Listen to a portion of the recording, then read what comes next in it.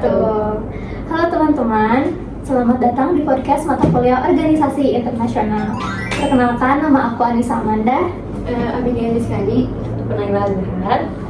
Oke, pada podcast kali ini kami akan membahas salah satu organisasi internasional yang memiliki peran penting terhadap sistem ekonomi global, yaitu IMF atau International Monetary Fund. Di mana sebagai lembaga keuangan internasional, IMF ini seringkali terlibat dalam upaya membantu negara-negara yang mengalami kesulitan ekonomi. Contohnya kayak negara-negara berkembang. Namun teman-teman, di balik perannya untuk menangani krisis, ternyata di balik itu IMF juga sering dikritik dan juga diperdebatkan gitu, terutama dalam pengaruhnya terhadap kebijakan ekonomi negara-negara berkembang. Nah, untuk membahas topik kali ini, kami tidak sendiri teman-teman. Di sini telah hadir bersama kita Kak Eska Dwi Payana. Beliau merupakan dosen di bidang teori hubungan internasional dan juga ekonomi politik internasional dan berfokus terhadap bidangnya gitu. Mungkin terima kasih Kak Eska telah memberikan dan juga meluangkan waktunya untuk kami untuk berbagi wawasan kepada kami. Iya, betul banget teman-teman. So, tapi kan ada pepatah tak kenal maka tak sayang. Boleh nggak nih mungkin Kak Eska perkenalan diri dulu, mungkin teman-teman yang lain juga mau tahu. Silahkan Kak Eska mungkin. Perkenalannya mungkin cukup sederhana ya. Saya seorang dosen di Fakultas Ilmu Sosial dan Ilmu Politik di Prodi Ilmu Hubungan Internasional. Makasih banyak Kak Eska. Jadi hari ini kita membawa banyak rasa penasaran nih Kak untuk ditanyakan ke Kakak. Since Kakak juga dosen dari mata kuliah ekonomi politik internasional, dan ada beberapa pertanyaan yang kami mau tahu banget gimana sudut pandang Kakak mengenai hal ini, terkhusus di topik IMF gitu Kak. Mungkin siapa dulu yang mau tanya? Oke, ambil dulu. Jadi kita langsung aja Kak. Jadi menurut Kakak, sebenarnya ada nggak sih cara buat negara berkembang itu bisa lepas dari ketergantungan mereka kepada IMF?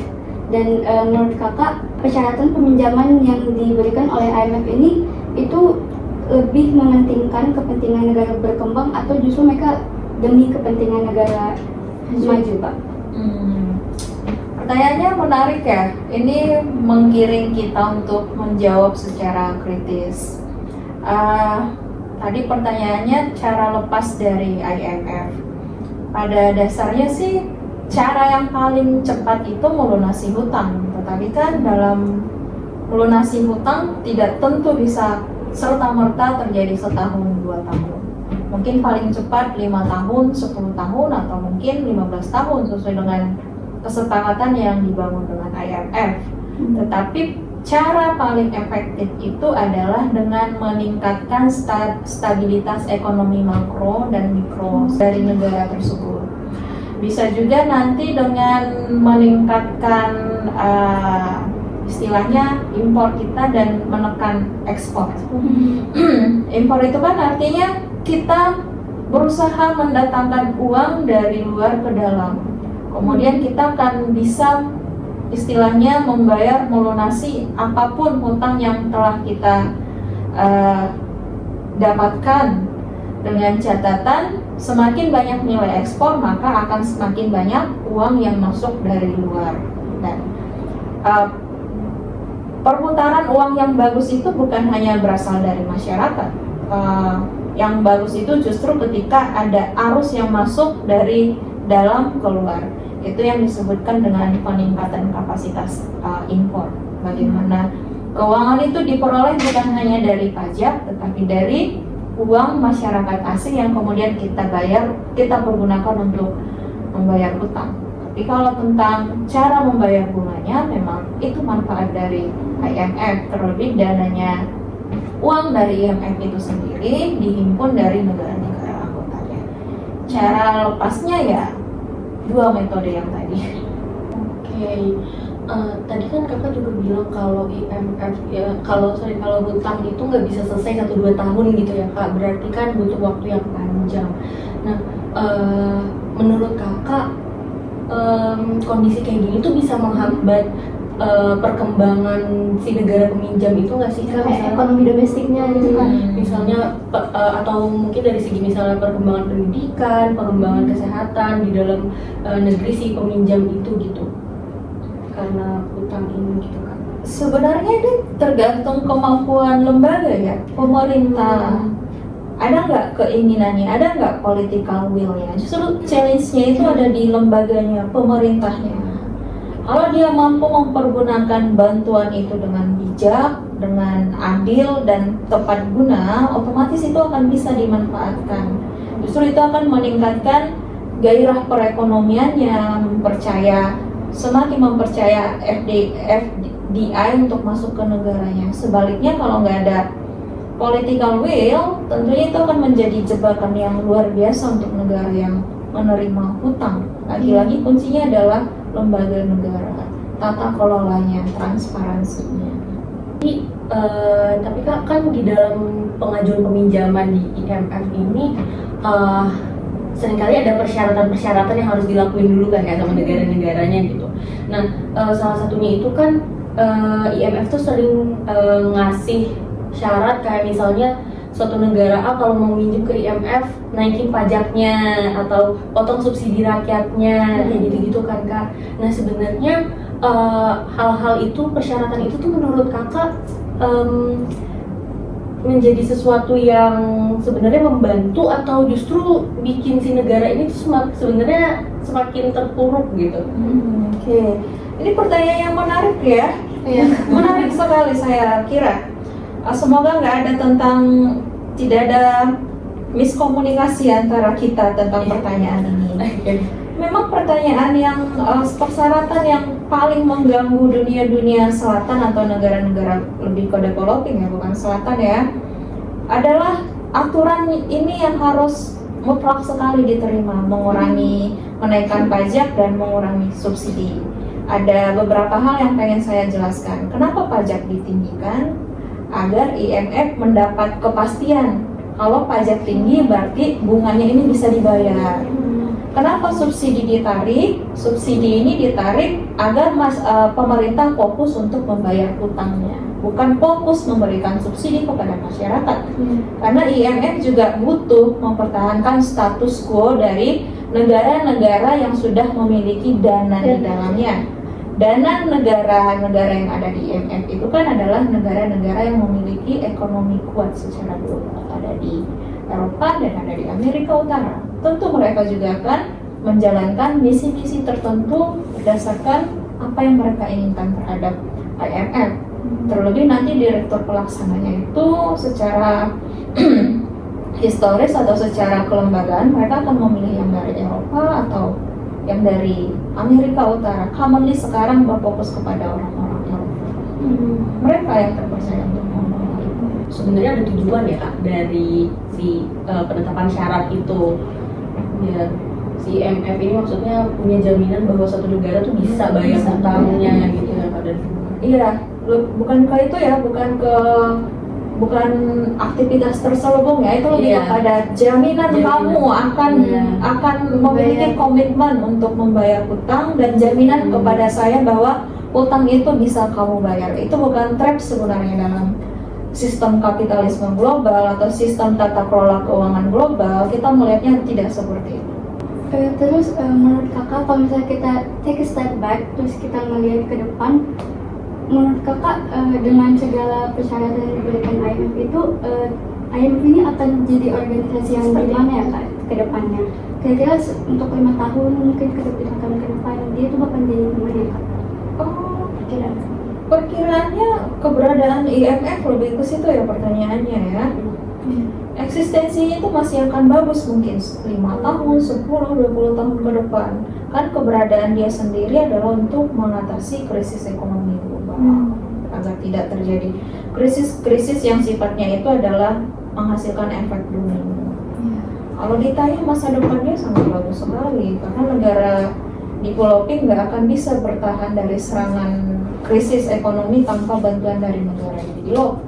Sementara 191 negara sekitar itu hanya 2 negara yang ada di dunia ini yang bukan menjadi member IMF. Kita semua berharap kalau ada krisis IMF akan bersedia membantu. Justru akan sangat aneh kalau kita menghadapi krisis IMF nggak mau memberikan bantuan. Berarti something wrong dengan negara kita. Makanya dia nggak mau ngasih bantuan. Mungkin terkait berita terkini ya Kak. Kemarin kan sempat ada berita bahwasanya Pak Purbaya itu menolak pinjaman dari IMF. Nah, lalu tidak lama kemudian rupiah tuh turun gitu, terinflasi menjadi 17.000 sekian gitu Kak. Nah, apakah memang ada keterkaitan antara penolakan peminjaman dari IMF kepada negara yang ditawarkan itu tuh akan berpengaruh terhadap kayak suku bunga, nilai tukarnya, atau memang itu justru hal yang murni terjadi gitu gara-gara misalnya ekonomi Indonesia memang jelek atau memang ada keterkaitan dengan penolakan IMF itu. Oke. Yang kita diskusikan di sini lebih mengarah kepada Pak Purbaya menolak bantuan dari IMF gitu ya. Pertama mungkin yang kita pikirkan adalah pemerintah kita banyak memberikan subsidi. Betul ya? Iya. Andai subsidi itu ditarik, bagaimana dampaknya terhadap masyarakat? Mungkin itu yang dipikirkan pemerintah. Kalian tahu subsidi kita banyak sekali. Misalnya, tidak usah saya sebutkan. Iya tahu ya. Luar biasa sekali. Besar banget ya. Kemungkinan nanti kan salah satu tugasnya IMF juga memperbaiki tata kelola keuangannya. Nah mungkin itu juga nggak mau sama pemerintah kita. Kan saya memberi bantuan, saya juga butuh transparansi untuk mengelola dana itu. Kemudian mungkin yang paling berdampak lagi ke pajak. Ada mereka harus dikasih jaminan pajaknya harus segini, makanya saya mau ngasih bantuan. Kalau Indonesia nggak setuju masih berpihak ke masyarakat, mungkin ya dibiarin aja, nggak mau. Saya belum bisa melihat itu berdampak nggak terhadap nilai tukar mata rupiah, tetapi lebih kepada nanti frustasi dari pasar bagaimana melihat ekonomi Indonesia.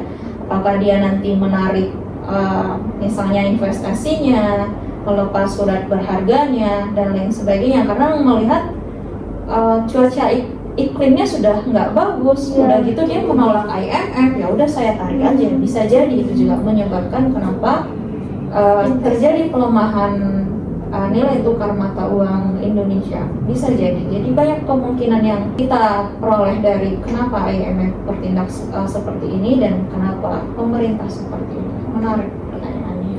Kak, mungkin throwback ya, ini kita lagi membahas tentang krisis di Indonesia kan Kak. Mungkin beberapa tahun ke belakang itu kan seperti yang kita ketahui itu ada krisis tahun 98 ya Kak, itu krisis moneter yang sebenarnya itu awalnya dari Thailand kan Kak. Itu yang menjadi efek domino gitu ke negara-negara Asia, dimana kan dulunya Asia tuh justru pernah disebut juga the miracle of Asia gitu. Dulu tuh Asia tuh sempat kayak berkembang gitu ekonominya sebelum krisis, tapi gara-gara ada krisis 98 tuh ekonomi Indonesia jadi menurun gitu. Nah, lalu yang menjadi pertanyaannya itu apakah IMF di sana tuh pure memberikan bantuan saat krisis tuh untuk menangani krisis, atau justru memperkeruh suasana saat krisis 98 gitu Kak. Soalnya memang dilihat dari kenyataannya gitu pada waktu itu tuh sepertinya yang itu telat gitu datangnya. Kayak seperti pahlawan kesiangan gitu di Indonesia tuh. Menurut Kakak pendapatnya seperti apa? Oke, tentang krisis ekonomi yang 97-98 ya. Iya. Itu hal yang mencekam untuk perekonomian Indonesia dan keadaan politik dalam negeri juga tidak baik-baik saja. Sangat mencekam ya, politik berdampak ke ekonomi, karena itu tadi kepercayaan pasar tidak muncul lagi setelah tahun 97 tadi. Keberadaan internal yang lebih membuat itu daripada tekanan dari global. Tetapi tadi apakah dia memperkeruh suasana atau justru memperbaiki? Dalam krisis-krisis yang kita lihat, IMF ini sebenarnya dia tepat guna. Lagi-lagi nanti balik kepada fungsi dia memberikan bantuan itu kan dia harus mendapatkan jaminan. ya. Pertama adalah dia akan istilahnya itu memberikan rekomendasi. Yang pertama yang kamu perbaiki adalah ABCD. Tolong lembaga A, B, C, D diintegrasikan. Misalnya, tolong lembaga A, B, C, dan D agar lebih baik dalam mengatur, mengelola A, B, C, D sesuai dengan standar atau acuan yang sudah diberikan IMF. Pada dasarnya bagus. Kemudian tujuan dia selanjutnya adalah memang untuk menghentikan efek domino dari krisis ekonomi tadi. Sudah muncul di Thailand, kemudian karena di Thailand nggak bisa dibaca sama Indonesia karena dianggap nggak akan sampai ke Indonesia, ternyata lebih mengerikan. Mau nggak mau Indonesia ya harus menerima bantuan dari IMF, nggak ada lagi yang membantu. Bantuan bilateral dari mana? Gitu. Dari Amerika, berarti jatuhnya perundingannya nanti secara bilateral dan nggak bisa secara tiga-tiga. Yang paling memungkinkan dan yang paling bisa mengatasinya ya IMF. Dan itu kan IMF saat kita menerima bantuan dari dia nanti juga akan menawarkan jasa konsultasi dan jasa pengawasan ekonomi. Justru bagusnya di situ. Ada jasa konsultasi, jasa pengawasan ekonomi, dan juga nanti tentang memberikan bantuan teknis dan pelatihan orang-orang yang ada di sini. Maunya bagaimana? Standarnya bagaimana? Kemudian dia juga nanti yang menstabilitaskan itu kerjasama moneter integrasi kita nanti. Ini tukar kita bagusnya kedepannya apa? Justru nanti kalau akan sangat aneh kita sudah krisis tapi tidak mau menerima bantuan-bantuan dari IMF. Otomatis nanti pasar juga akan istilahnya itu kalang kabut. Ini kamu sudah krisis tapi diberikan bantuan tidak mau. Makin kolaps. Integrasi pasar itu sebenarnya sangat dibutuhkan karena bagaimanapun keberadaan kita di sana justru nge-bridging kita agar bisa menyesuaikan diri dengan kestabilan yang pengen dicapai secara global. Istilahnya jangan mau tertinggal dengan hal-hal yang kamu kira sangat kontradiktif sementara negara-negara lain memanfaatkan keberadaan dari IMF. Kita nggak bisa hanya dari perspektif kita tanpa melihat yang lain kan sudah mengambil. Saya tetap istilahnya objektif aja lah, toh banyak bunga yang nggak bisa, sementara misalnya 100 negara sudah mengatakan itu efektif dan mereka bebas dari krisis. Tidak bisa seperti itu karena memang tujuan IMF secara historis ya untuk itu. Berarti emang make sense ya Kak, kalau misalkan sebenarnya kalau kita berbicara tentang ketimpangan memang timpang kan. Secara memang di dalam IMF itu kan ada kuota ya, di mana negara-negara yang memiliki kuota terbesar itu adalah negara-negara yang menyumbang dana terbesar juga, seperti Amerika Serikat yang punya berapa 80% suaranya tuh tahunnya itu kan Amerika Serikat. Sedangkan China aja yang kita tahu bahwa ekonomi China bagus, tapi di sana tuh daya tawarnya cuma kayak 6% aja gitu ya. Dan juga Indonesia tuh hanya tidak sampai 1%, tapi 0,95 ya Kak kalau tidak salah. Oke, berarti bisa disimpulkan ini bukan tentang ketimpangan tapi tentang siapa yang menyumbang terbesar gitu ya, penyumbang terbesar, dan siapa yang punya kewenangan di sana gitu ya, yang bisa mungkin lebih banyak untuk bersuara dan juga berkontribusi. Mungkin seperti itu Kak? Iya, betul. Tuh, memang itu ibaratnya hukum alam ya. Betul. Siapa donatur yang paling besar ya dia yang ngatur. Iya, donatur. Iya, rezim internasional, organisasi internasional, siapapun dia yang menginisiasi terbentuknya organisasi atau rezim itu dan yang memberikan donatur, pasti semua itu berdasarkan kotanya, votingnya, suaranya berdasarkan apa yang sesuai dengan kepentingan nasional negara. Mungkin terakhir ya ada pertanyaan. Ini menarik banget sih Kak. Kita mau tahu nih, ada gak sih fun fact gitu tentang IMF yang Kakak tahu dan mungkin teman-teman yang atau yang lainnya mungkin penonton viewers belum tahu gitu kan, fun fact tentang IMF. Mungkin Kakak sebagai dosen ekonomi politik internasional mengetahui lebih banyak tentang IMF Kak. Fun fact-nya. Fun fact-nya mungkin tadi udah saya spill sebenarnya ya. Bukan sebagian. Semua negara-negara berlomba atau saya pengen menjadi bagian dari IMF, nggak pengen ada yang bukan merupakan bagian dari IMF kecuali dia seperti Korea Utara, seperti Cuba. Korea Utara mungkin karena dia negara yang tertutup, gitu. Seperti Kuba mungkin dia nggak membutuhkan kerjasama dengan IMF karena dia sudah sangat lama sekali di embargo gitu ya. Jadi apa, nggak ada manfaatnya atau saya masih bisa eksis sampai hari ini. Jadi cuma dua negara itu aja yang nggak mau dengan bergabung dengan IMF. Jadi kalian harus berpikir memang manfaat luar biasa dari IMF itu, makanya semua negara pengen menjadi bagian dari IMF dan semua negara berpartisipasi dalam memberikan iuran istilahnya kepada IMF untuk melanggengkan keberadaan IMF sesuai dengan istilahnya kota kapasitas atau GDP negaranya. Walaupun nggak secara GDP ya, tapi sesuai dengan kapasitas negara. Semakin dia tinggi influence-nya, dana dia akan semakin banyak. Fun fact yang terakhir mungkin ada ya. Tadi juga saya spill ya yang di depan. Oh, ini agak menarik, tapi kalian harus tahu nih. Harus tahu. Garis bawahi nanti harus tahu. Direktur pelaksana IMF itu selalu berasal dari Eropa. Pantesan. Iya. Gitu. Memang dunia harus berlaku seperti itu. Belum ada. Malam. Ya, karena kan dia dibentuk pasca Perang Dunia II juga. Tidak terjadi krisis, tidak ada perpecahan dan lain sebagainya, ataupun hal-hal yang tidak bisa secara tiba-tiba ditangani oleh negara-negara. Sudah ada yang organisasi yang lebih besar yang bisa menanggulanginya. Terutama kan sejak Perang Dunia berakhir, masalah yang dihadapi umat manusia kan udah bukan perang, tapi lebih kepada krisis ekonomi. Lebih jadi memfokuskan Kita ekonomi. berbicara tentang uang, bukan tentang perang lagi. Iya. Jadi soalnya direktur pelaksananya secara historis adalah mereka yang ada. Mereka orang Eropa sana. Jadi kapan waktu saya nggak tahu. Apakah kita punya kesempatan gitu juga nggak tahu ya kan. Oke. Berarti kesimpulannya IMF masih akan terus eksis ya Kak? Ya 5 atau 10 tahun ke depan mungkin ya. Who knows, mungkin kalau ditanyakan ke saya dengan sistem kapitalisme global hari ini mungkin masih eksis sampai 50 tahun lagi.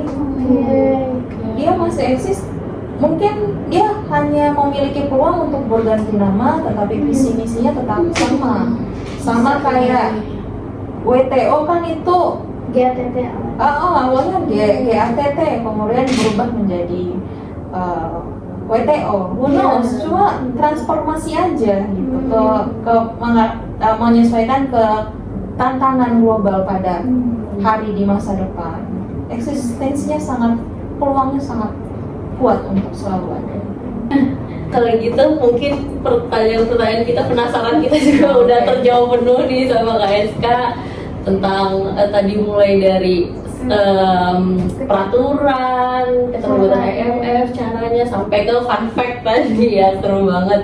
Mungkin makasih banyak Kak SK untuk setiap penjelasannya yang udah menjawab penasaran kita. Dan ya semoga apa ya, Insightful banget sih, Kak. iya, insightful banget.